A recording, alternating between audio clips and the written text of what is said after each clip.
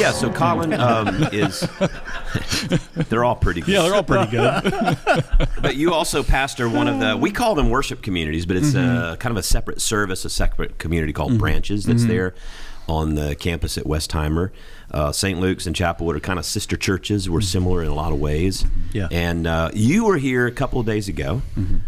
We did an all-day staff retreat, and you were talking about spiritual formation and kind of your own journey, and just had some wonderful things. And I thought, man, this would be great to get you on to share some of that stuff. But before we do that, why don't you tell us a little bit about yourself and your family and where you're from and all that good stuff.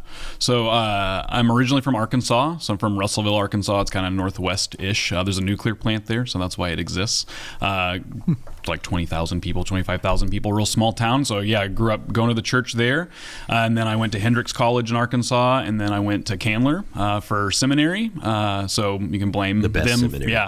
For why I think the way I think, I guess. And then after Candler, I came back to Arkansas and was a pastor there, and I married my wife Landon. We met in college, so Landon's a Montessori teacher here in town, and we've married, it'll be 10 years this October. Wow. So excited about that. And then we have a 15-month-old son, Roscoe, so he was born last November, and what was that? That's a great name. Yeah, Roscoe. yeah. Tell me about that. Where'd you There's get a Roscoe? story. The only Roscoe I know growing up is Duke's House. Roscoe. Yes, that's the one Train. people typically mention. Yeah, it's my grandfather's middle name, so okay. he was John Roscoe, and so we wanted to name him after our grandfather. So it was Roscoe James. So James was her grandfather. It's a great name, though. Yeah, it is a good. You're not going to walk around with lots of Roscoes. It's very No. unique. Yeah, so I don't know any other Roscoes except Dukes of Hazzard, of course, and my grandfather. Yeah. So that's fun. It's the main part of my life now. It's forced rhythm changes in my life, but yeah, we started Branches a little over 2 years ago. It'll be 3 years this October or this September. Is that doing okay? Yeah, it's great. People come. I'm having a lot of fun. It's like my first time regularly preaching like every single week, and so that's really great. And I really care about the mission. I always kind of selfishly say like I wanted to make a community that I would want to go to, and so I like going. I like waking up and getting to do it, and the people are really great, and we have a lot of fun. And so I shared with the staff here a couple of days ago that we have 3 core values: belonging, daring, and abiding. And that third one, abiding, is Jesus' own word, meno, like to stay stuck to him, to root your life in him.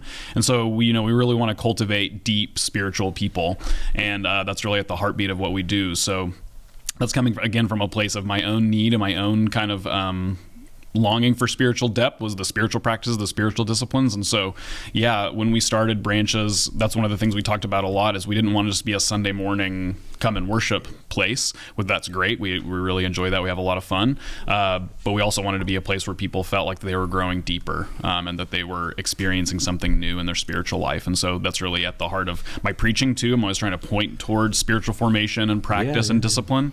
And also, I always say I'm sharing it out of my need for it, not out of my expertise. That like I want to, that's kind of the cool counterintuitive thing of following Jesus, is the practices don't make us stronger and important and successful. They really bear our brokenness and our vulnerability and our wounds, and that draws us closer to Christ. And so that's really kind of the goal of us practicing abiding at Branches. Yeah, to set you up to share some of the things that you were sharing the other day. It's like at Chapelwood, we did a survey and a strategic planning sort of stuff like right after 2020 and 2021. And we kind of knew this was the case, but what came out of it is one of the adaptive shifts we made was to really double down and focus on spiritual formation. Because we found out not only within members of the church, but just religion or Christianity as a whole, you had sort of this mile wide, inch deep kind of thing, right? Yeah. People were taking a lot for granted. Yeah. And so when the pressure got turned up to like 11 out of 10 with COVID and politics and racial recalibrations and masks and vaccines, it's like people didn't have capacity. They realized there wasn't a root system. They realized there was no root system, or the well had not been drilled, didn't drill very deep. And so we really made a shift, which was not hard for us because with our history here, how old is the Center for Christian Spirituality? It's at least 20 years old now. And Mercy Street goes back 26 years old. So we've always not been afraid to like dive into whether it's recovery or addiction or Christian spirituality at a much deeper level. And that resonates through everything that we do.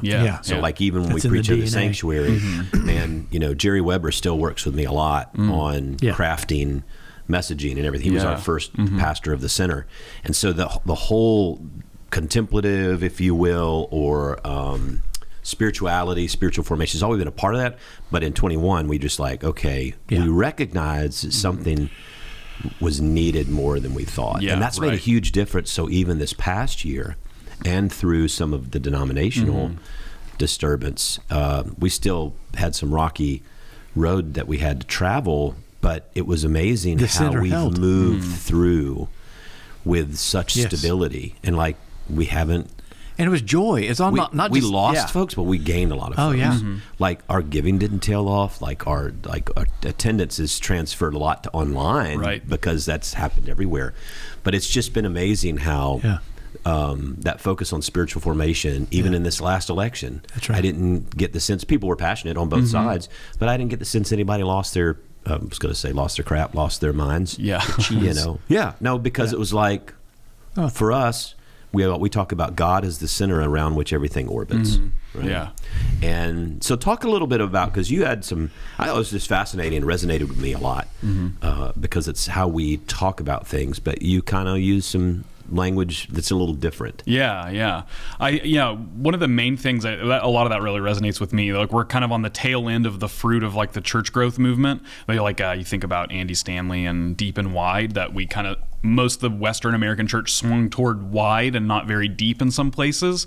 And so again, you get the fruit of depth when you have people that disagree being able to find common ground, or being able to celebrate each other's wins, or being able to care for each other. And that's part of the reason we named our community Branches, is because we see over and over again, Jesus doesn't use manufacturing or mechanical metaphors for growth. It's cultivation, and it's slower, and it's intentional, and it's kind of seasonal too. And there's seasons of growth. And so that's something we really wanted to focus on. And so, kind of for my own need, I was in a, like what I shared with the staff the other day, was I was in a really rough place in ministry and in my personal life and some other stuff going on. And I just really felt like I needed to give myself permission to rest and give myself permission to practice the way of Jesus and not just do the church work. And so I shared a kind of crass story about my morning meditation at church every morning. Share it. Yeah. So I would go into the church every morning. This will be one of the least crass things that we've done on this podcast. It could be crasser, I guess. Always could be, I guess. So anyway, I every morning I'd come into the church office. We lived about 20 minutes away from the church, and I would drop my bag in my office, and I'd go up to another wing of the church and use one of the restrooms there and take care of my business. And eventually the other staff noticed, and they asked me what I was doing, and I said what I thought was a joke. I thought everyone understood. I said it was my morning meditation. And then further down the road, my boss kind of celebrated at my going away party that I was such a thoughtful, deep, spiritual person that I did my morning meditation every morning. And my wife was appalled that my boss didn't actually know what I was actually doing up there, which it probably was a mix of, I'm sure there was some pause and quiet and all that, but also, just some things that we all got to do. So anyway, I share that story as a way into thinking about the church's external pressure that it gives people to be busy and to do more and to fill your mind with a lot of facts about Jesus and stuff like that, facts about the Bible, learn as much as you can, which is all great, but less emphasis on the kind of slow, intentional work of transformation. And so the kind of center scripture that I always think of is Jesus says, "Come to me, all you who are weary and burdened, and I'll give you rest." And we use that as a litmus test, as if any of this stuff that the church is doing makes you feel burdened, then it's probably not from Jesus. And I found that to be true in my own life, and something I want to offer at Branches and in my own pastoral ministry is, if this is a burden to you, if this is weighing down on you, if you feel like you're kind of, 20 pounds heavier because of this church activity or whatever else, then it's probably not for you. But if it makes you feel light, if it becomes a touchstone in the middle of your week where you can like fling yourself onto it and rest and feel, like you do physically taking off weight, then that is Christ. That is the invitation that he gives us. And so I'm always trying to make that distinction when we're putting stuff on the calendar, when I'm doing stuff in my own spiritual life. Am I doing this to fill up the calendar? Am I doing this because I feel like I ought to?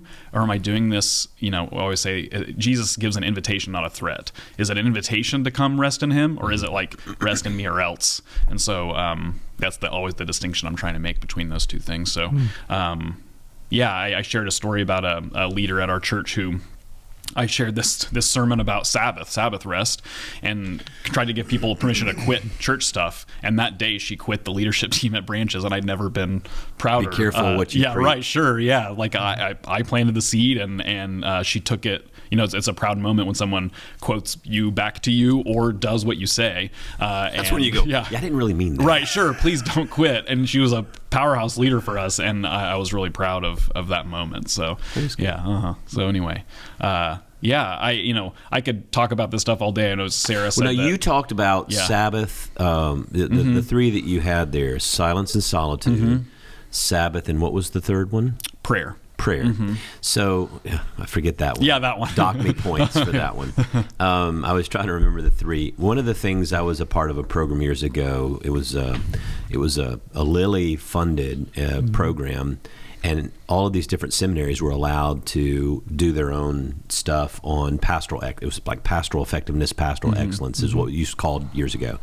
And at the Columbia Theological Seminary, Sarah Erickson and Dent Davis, who is an adult education guy, they did a program that they created called S3, Sabbath, Service, and Study. And so you would sign up and you get grant money for 2 years, and you get like $16,000 for 8 people.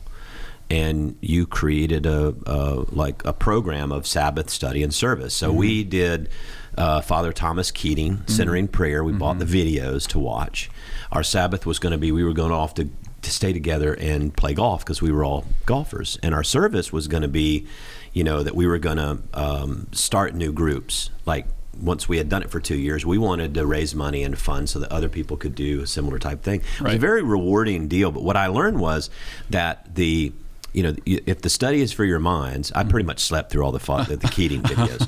If the study is your mind, confession's also a practice, and the service is your hands. What I learned is the Sabbath was your heart. The Sabbath was the passion. And so when you're missing joy or passion in life, it's usually because you're missing Sabbath. So your three, Sabbath, talk about the Sabbath, talk about solitude, silence is actually a very ancient spiritual practice, and prayer. Talk about those three and how they fit in for you. And all. People say there's like 9 or 10 classic spiritual disciplines, and people organize them that way. Or like, what is it? Adele Alberg Calhoun has like the handbook for spiritual disciplines, and there's like 60 or 70 in there. But they're all kind of variations, I think, on those three. And Sabbath, Rich Velotis says that Sabbath is preparing the world to go on without us, that like you're practicing not being connected to the rest of the world, which I really love. And it's also a hard transformational thing for Western Christians and Western people to think, because we're taught to be self-important and like the center of attention, but Sabbath is a intentional removal of yourself from what else is going on in the world. And so that's hard. Yeah, it's really hard for sure. Barbara Brown Taylor talked about that it took her 7 years, the biblical number, to be able to walk past her sink with dishes in it, or to see a cobweb in the corner of the house and not do something about it. That's how long before she really fully was able to release herself from the compulsion. Right. I love, like, Abraham Heschel, his book on Sabbath is one of my favorite. And he talks about that the Sabbath is an architecture that is built through abstaining. Like, there's certain things that can only be built by not doing, right? Through abstaining our impulses of kind of being central to all of the activity in the world. Right. I love that. Yeah, I love that too. We're about to start Lent, and I think that's the perfect place to implement some sort of like Sabbath practice, because the whole vocabulary now, if we live in an attention economy, is your Sabbath practice should be removing your attention from all the 50, 60 things you have going on and setting your attention and intention on one thing. Again, this is way easier said than done. There's like, you have all these things we're occupied with, and right the now, world goes my on. smartwatch is buzzing like crazy on my phone, and it's like, can you take that stuff off? I went to a retreat years ago, and they make you take your watch off and put it in your bag and leave your cell phone in the room. And you I'm have like, a panic attack. Yeah, you do. Yeah. So there was another guy that talked about Sabbath. It's like, we don't ever take it seriously, and so illness, sickness becomes induced Sabbath for us. That's the only time that we ever stop is when we're sick. That's pretty sad. It is pretty sad. Or like we just recently had a snow day, and it was like some of the most like refreshing days we've had in a long time because we didn't have to go to work. In 21, the 3-day freeze. Were you here in 21? Yeah, and it's like the whole city shut down. Cell towers don't work. You're stuck at home. Yeah. I read like 3 books over that course of time. You feel guilty. Yeah, I did feel a little guilty, but it's like the power's out of the church, and like everybody else is staying at home, and it is really sad that it has to be COVID forced did upon some of that us. too. It did, yeah, because for sure. like we were not. That was the first time ever that like you cannot go visit someone in the hospital. Right. Yeah, and doesn't it kind of convince you too that like it doesn't have to be this way, the way that it is now, but it's kind of self-imposed. That like when these cataclysmic things, like, of course none of us are like, oh, I'm so glad that COVID happened, but it kind of forces us to see like we've propped up all of this stuff around us, and then when it kind of goes away forcibly, we're like, oh, we kind of choose in a lot of ways for things to be this way, for us to be overworked. You have an opportunity to learn a lesson, but whether you learn it or not. Right, sure. It's like the forced simplification. You're like, oh, I can't wait to get back to my complicated, hectic, hurried life. I know people who go on vacation and all they think about is coming back to work. Yeah, for sure. Yeah. Yeah. So that's kind of the central point of Sabbath for me. And I shared with the staff too that some people do like a whole 24-hour Sabbath in a kind of classical sense. Some people do like kind of Sabbath practice in a window of time that they have, and you kind of grow from there as you would like an exercise regimen that you add a little bit at a time.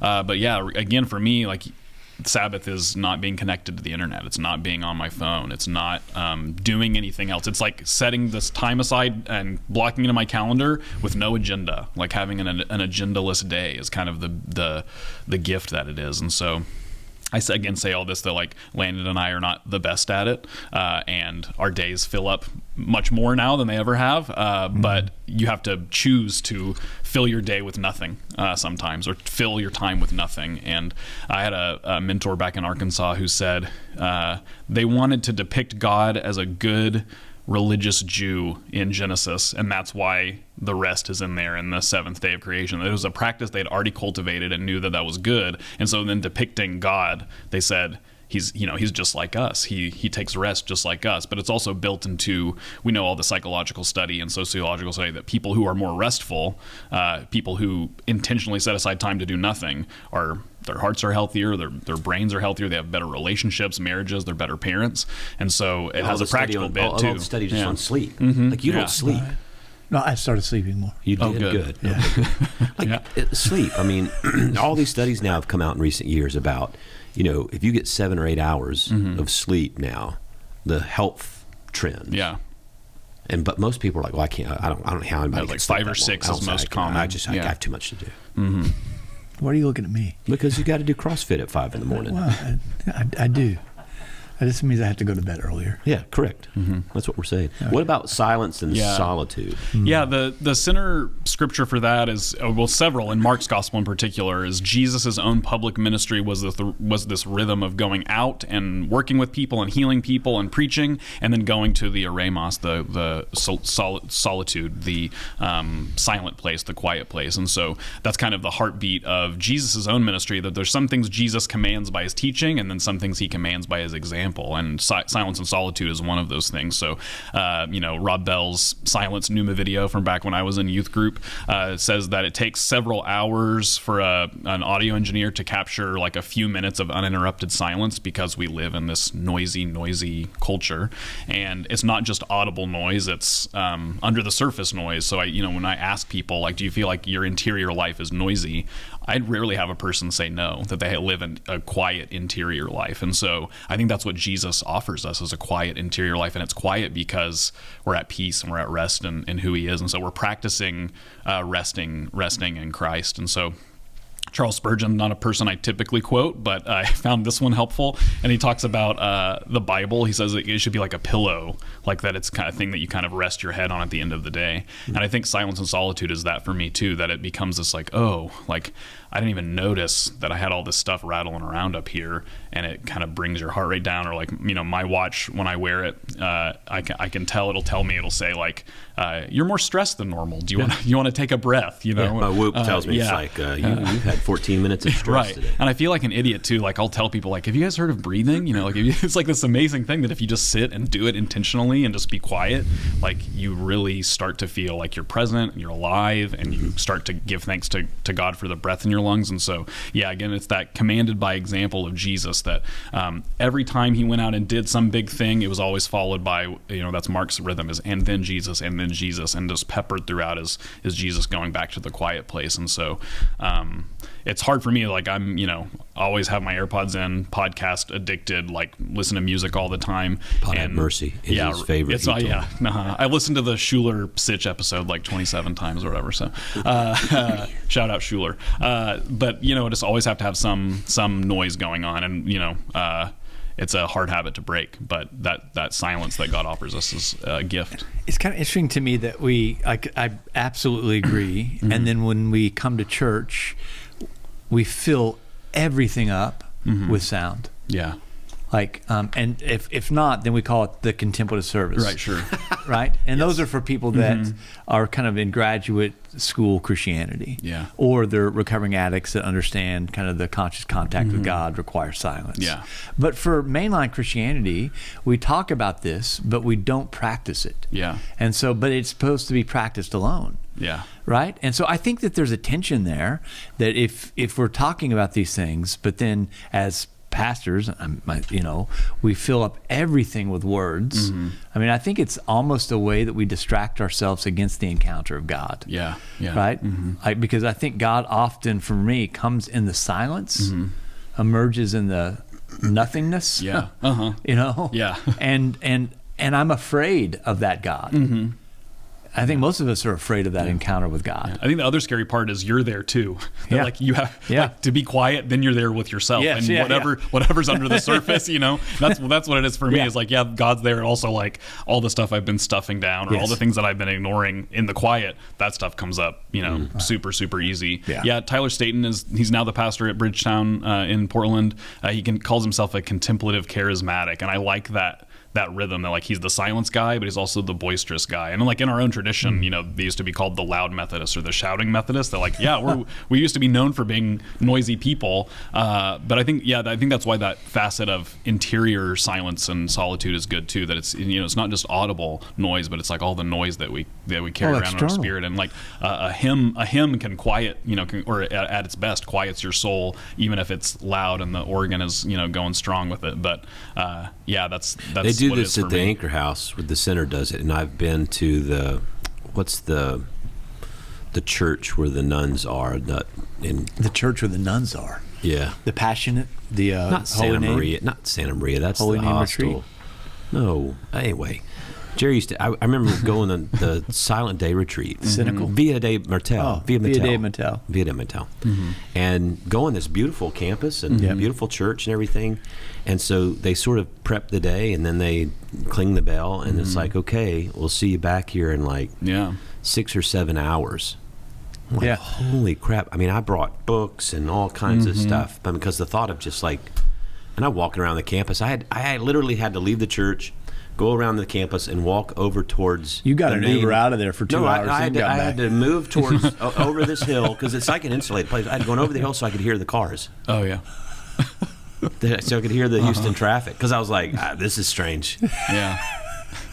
I took some friends to Rothko Chapel when they came to town like a few months ago, and one of them was just like, "Is this it?" Because like you just go in and it's just these. I mean, I think the canvases are beautiful and amazing, but even they have people in there whose job is to shush you if you make any noise, and it's like kind of that pregnant, heavy silence in there. It's just a lot, and we don't get it, so it's kind of jarring. Like if you're not used to it, and you go in there, and there's all these people sitting there in silence, and you got somebody shushing you.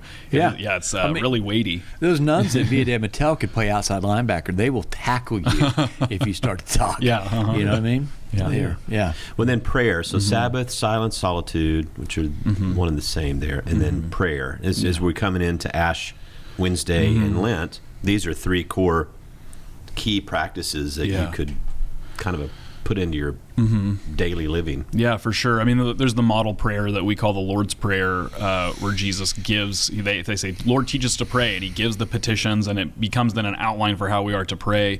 But in my own prayer life, I always felt like I was, one, I only ever did it where I really, really needed something.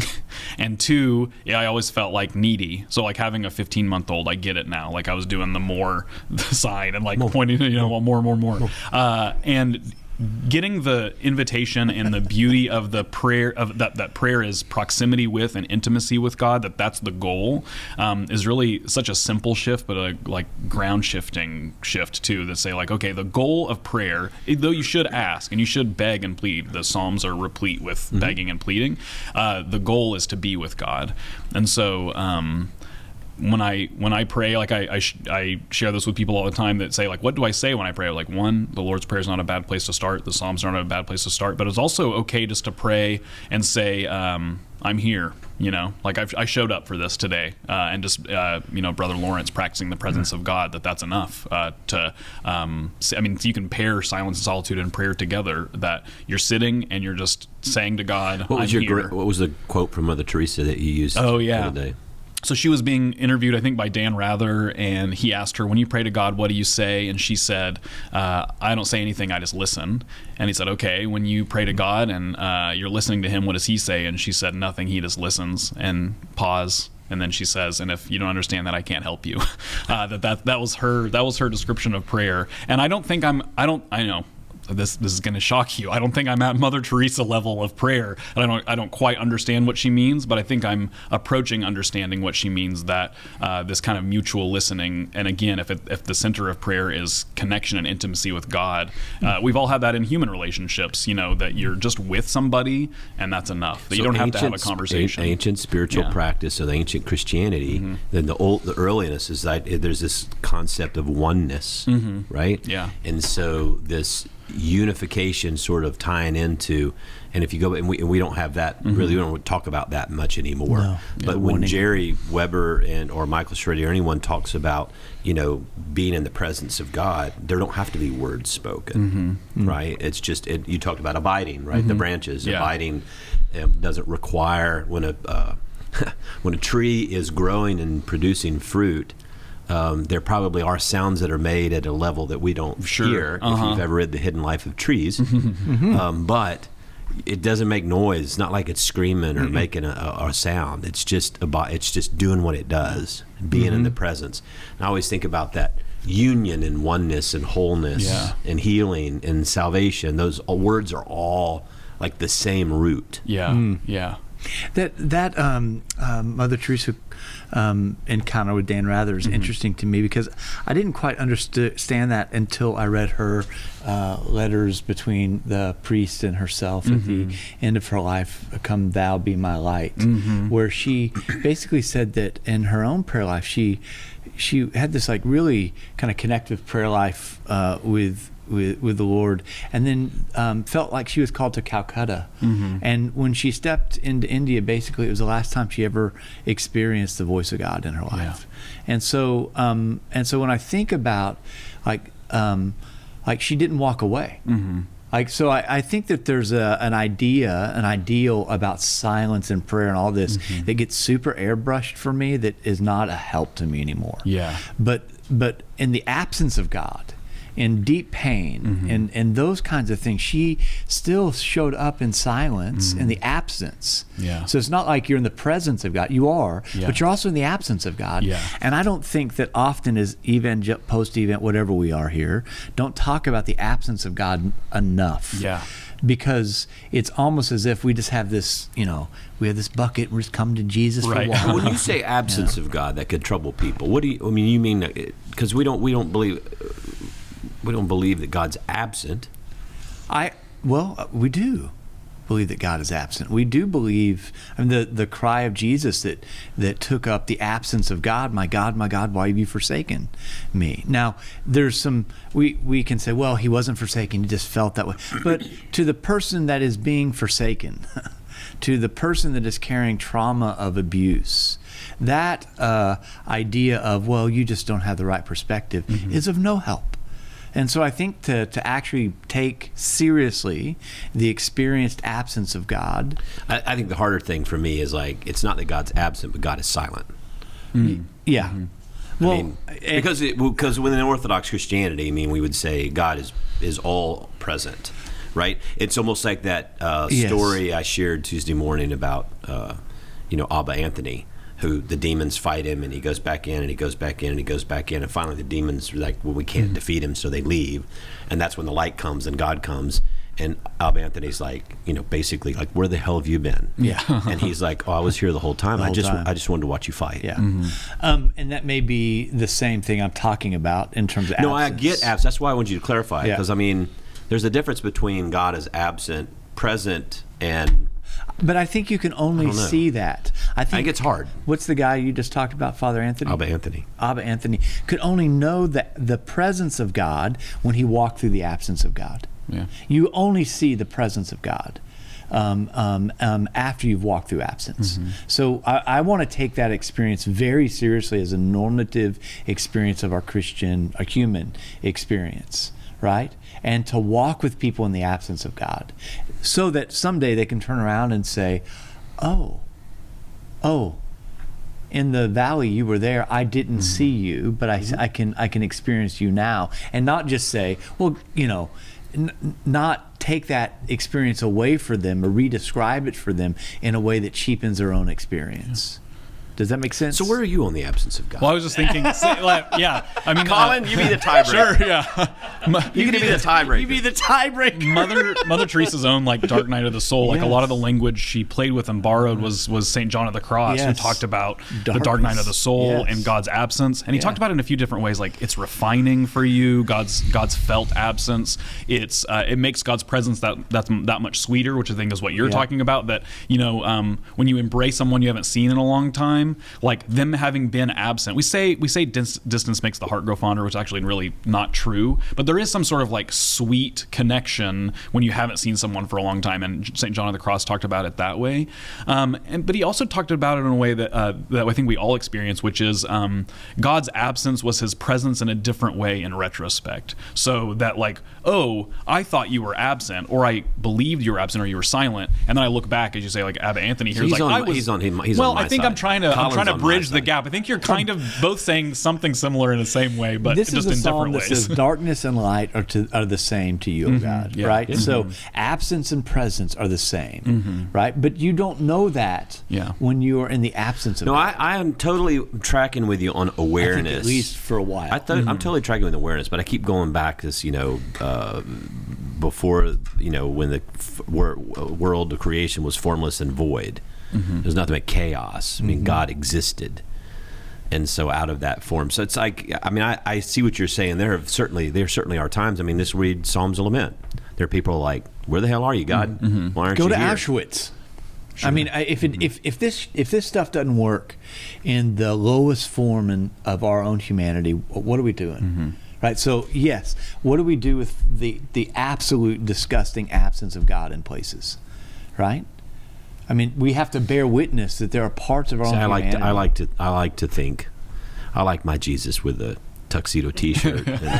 I like to think that those Jews that were in those camps, and I've toured those, and when you walk through there and you see how they were put in these rooms with just these shower heads of gas, there's something inside of me that maybe I want it, to believe that they cried out to God and knew that God was with them even in the moment of the darkest night of their soul. But maybe that's more of my self-soothing. Because I mean that's probably one of the eeriest experiences of life if you've never gone.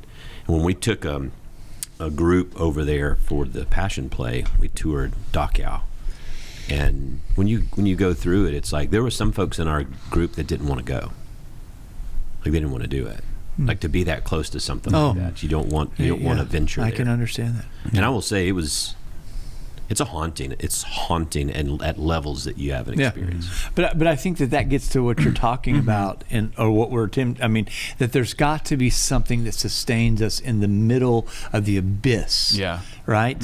And this is not a suburban, how do I get 2 degrees happier? Right. I mean, there's something about discipleship in this that when we are that close to that kind of abyss, there has to be a different way that we're holding things or being held by things. Yes, yeah. Right? Yeah. And so I think that's where this kind of stuff is not just like, this will make you 2% happier. Right, yeah. Yeah. It's like when the shit hits the fan in your life and you don't know where God is, we have a training that says, stay, hold.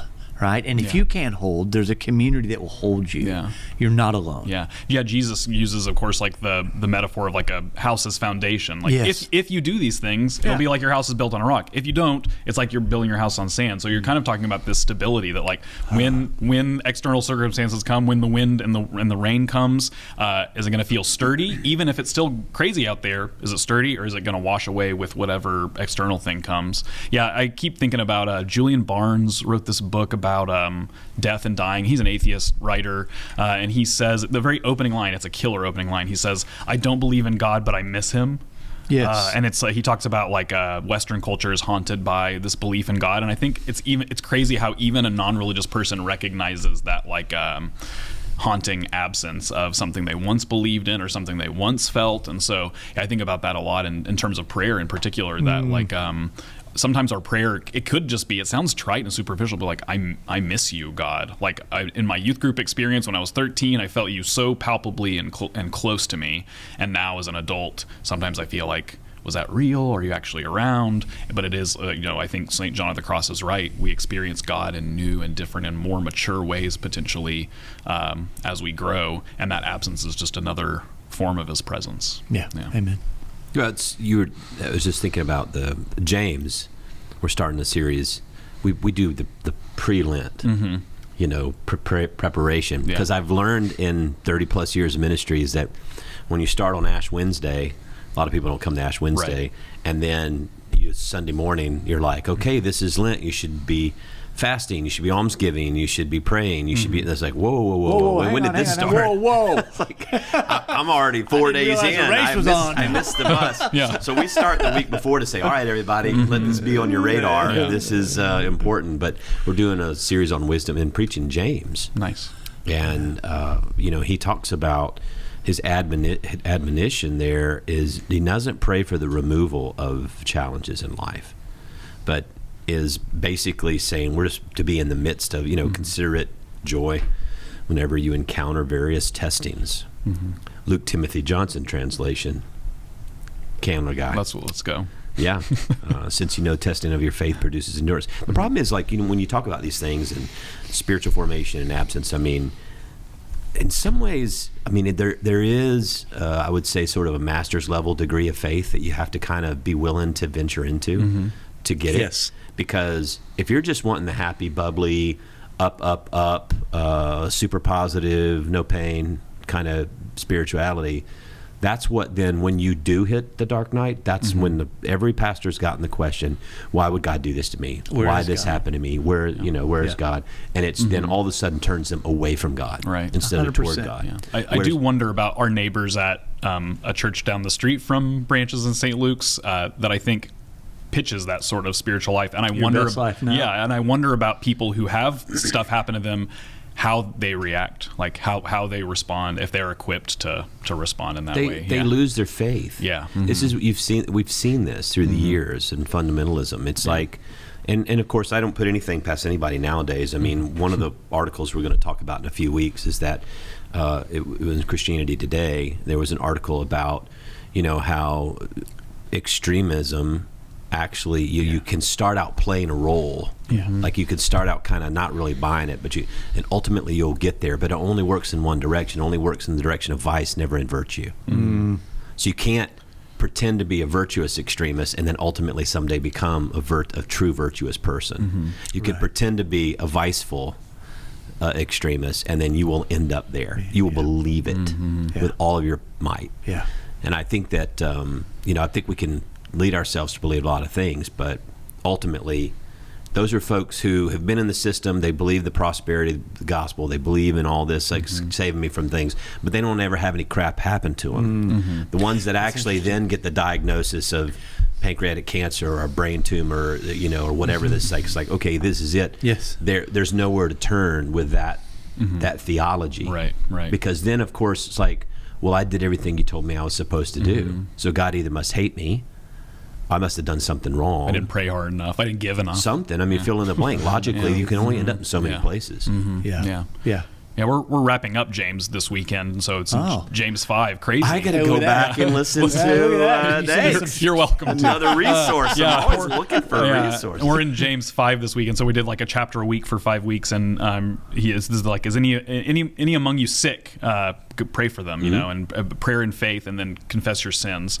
And the bad way people read that is like, I'm going to anoint you with oil. Yeah, and then if you don't have enough faith, and we know churches like this that are like, if you have any doubts, this isn't going to work. And then third, and also if it doesn't work, it's because you have some sin underneath you haven't confessed or whatever. But really, all James is doing is describing that it's just understood that they have a prayer spiritual life happening in this community. Like, it's just an assumed thing. It's like, is anyone among you sick? You know what we do. We anoint you with oil and we pray for you and you confess your sin. This is just what we do. So it's a very matter of fact sort of thing, not in order for you to not be sick, these things you have to do. It's not like step by step sort of, your best life now. It's, hey, if any of you among you are sick, you know what we do as a community. We encircle you and surround you. So. Late edition to Mark where it's like, hey, and the vipers will bite you and you won't die. Right. You'll drink poison. And then all of a sudden whole there's churches these churches in Appalachia like, where's the snakes?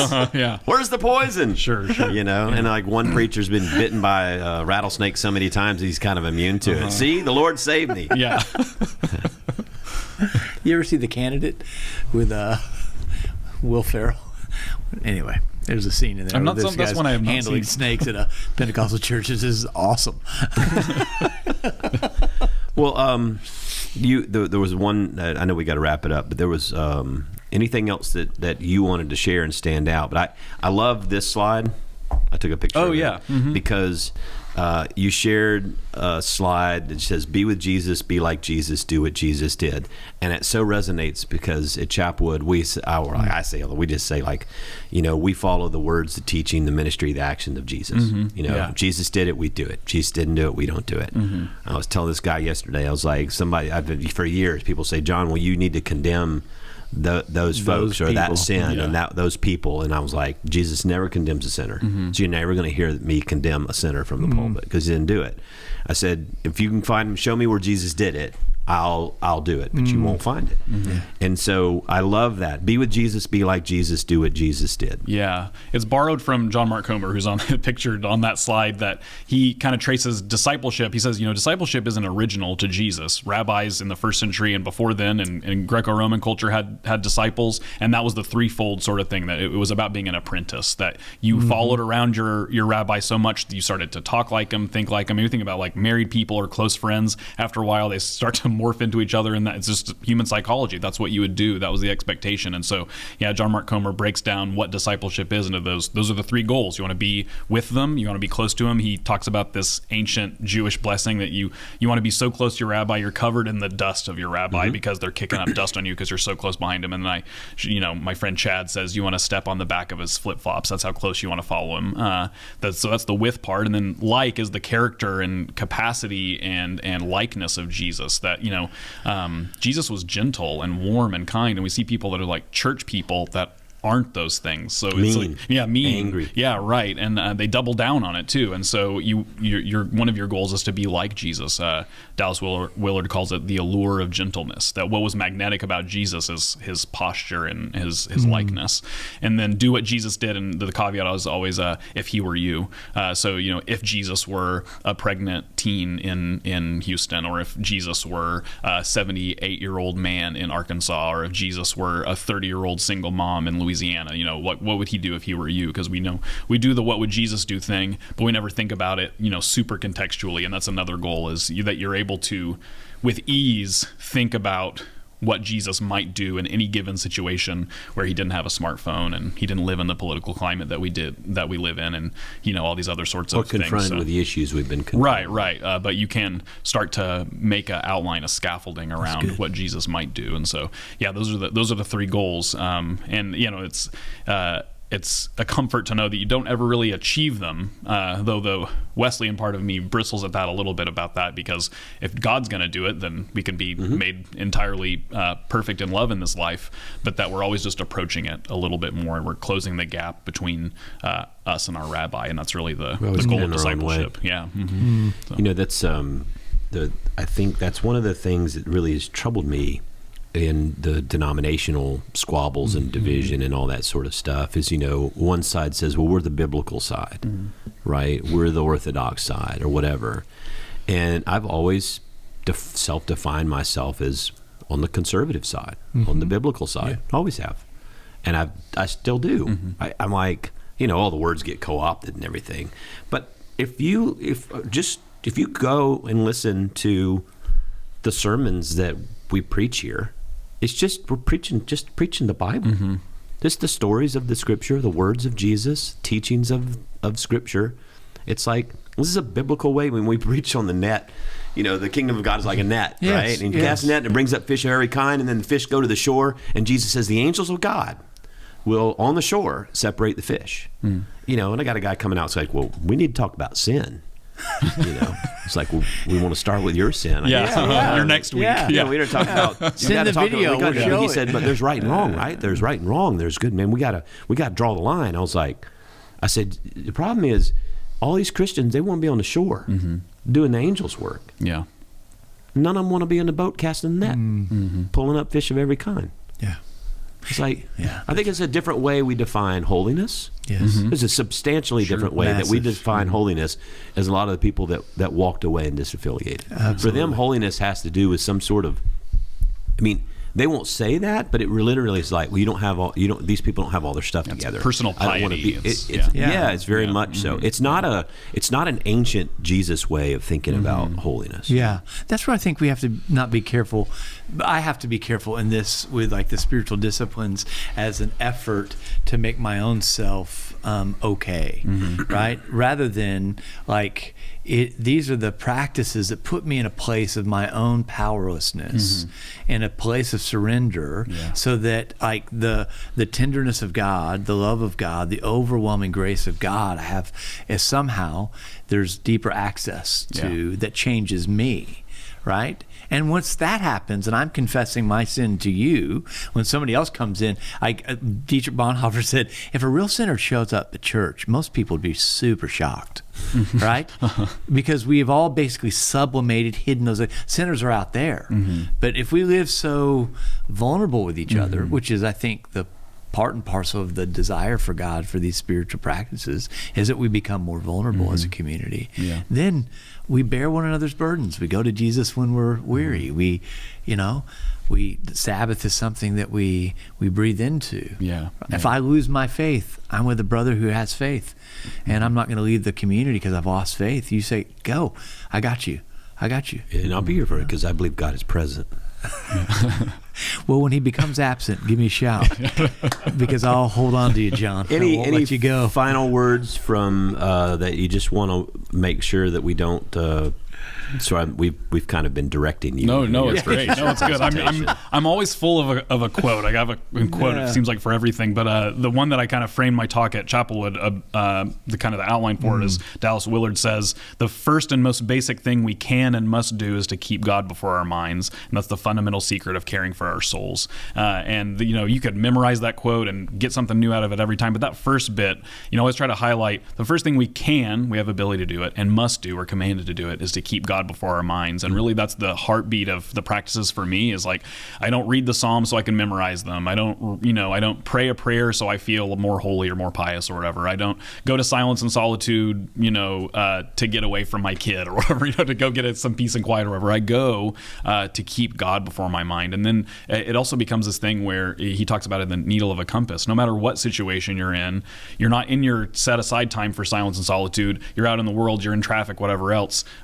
you're calibrating your compass to turn back to God when you're frustrated, or to turn back to God when you want to say something you shouldn't, or whatever else. And so it's about that. Yeah, again, the agricultural metaphor. It's cultivation. It's tilling the ground. It's making the environment to where you can grow, not trying to crank out some holy person. It's God, you're the vine grower. You're going to give me all the nutrients I need. I'm going to till the ground and plant myself in you so that fruit comes out. And so that's kind of the heartbeat for it. So he probably was gone by the time you got there, because he was old when I was there. But Ted Runyon, did you know who Ted Runyon was? He would come to chapel sometimes, and he died, I think, probably like 2 or 3 years after I graduated. Yeah, so Ted Runyon was a great scholar and wrote a great book called The New Creation. Yeah. And I remember he used to say in class that worship is reorientation. You were talking about keeping God before you. He said what worship is reorientation. So and I've used this before, like you live all week being oriented by all sorts of things. And the reason that coming together and worshiping as the community of faith is that, and of course all his work was like, we're moving back towards the garden. We're moving to, we're new creation, but we're moving back towards the perfection. It's a very Wesleyan thing.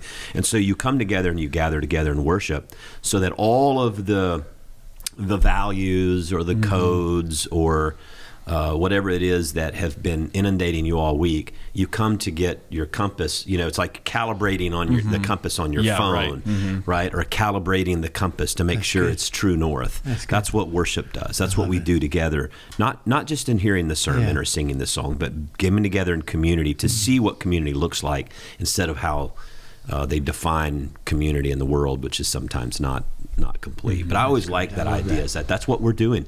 So it's always interesting to me that when you read this study and like 75% of the certain groups of these nuns, I mean, they are people that just don't go to church. And even like when you read that, there's another article that they just came out with on evangelicals, which is a very diverse group. I was surprised at how many people who self-define as evangelicals in the United States of America do not attend worship and do not read their Bible. So what is it? But when you think about when you think about orientation, it explains right? a lot. It makes sense when you see Christians oriented around things that are like, that doesn't look like Jesus. That doesn't sound like scriptural. They haven't been reoriented. Well, no, they're only being oriented by things outside, not by the kingdom values. So I think spiritual formation is huge. And we've made it a key kind of center of what we do. Yeah, Dallas Willard always said it's spiritual formation isn't a Christian thing, it's a human thing. So you're like right on that, like you're being formed, whether you know it or not. And church is in the community and following Jesus is counterformation. Always, it's that, like you've been told this story, you're in this environment, but say here, yeah, exactly. And that's why, it was a couple of weeks ago, I just made the comment about migrants and immigration, which is before us. I was like, I'm not making any policy statement. I'm not making any political statement. I'm just saying that these are brothers and sisters in Christ. You can't, if they're hungry, you feed them. If they're cold, you give them a coat. If they're thirsty, it's just straight out of Matthew.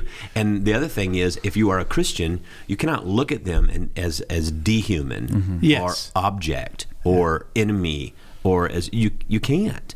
And, most everybody was fine. I had one or two people was like, well, no, we got to talk about immigration, John. It's like, I'm fine to talk to you about immigration. That's not my point. Yeah. My point is, the reason that the Hebrews were told to welcome the stranger in your land and treat them, the foreigner in your land, treat them as they were one of your own. Because he told them, I want you always to remember that was you at one point. And see, all of us were like, we forget that. Shut the door. We've all been strangers. We've all been immigrants. We've all been in a foreign land, and maybe again. And so, part of it is, again, it's orientation, it's formation, and the fact that any Christian would be upset or troubled by that statement. It's like I read our United Methodist position on, we treat everybody with humanity and dignity and no matter their status, right? And I'm like, I was like, if you have a problem with this, we need to pray together. Right. We need to pray together. And you get to blame it on Jesus. Because this should not be, what I'm saying right now should not be a controversial thing. Yeah, it shouldn't at all. It should not. For people who are followers. But it just, I think it highlights what y'all are saying, is that we have been formed by another force in this world, so that when the very force of this world comes to us, we see it as something we need to resist. And then we say, well, if Jesus was here, I would not have done what the religious Pharisees have done. Of course not. Wait a minute. No one knows what they do unless they were here. Well, hey, if you like the podcast, make sure you subscribe, you like, you share. This may be a good one to share with some folks that you may want to hear this thing, and you just don't take for granted that they're going to find it. You need to send it to them and make sure that if you like and subscribe, it sends it up in the AI algorithm, Jeff, right? Something like the smart... All important things happen now, I guess. Electronic realm of the world. Anything else? That's great. We have a way we sign off. We just kind of say our name. So I'm John Stevens. I'm Colin Bagby. I'm Matt Russell. And this is Pod Have Mercy.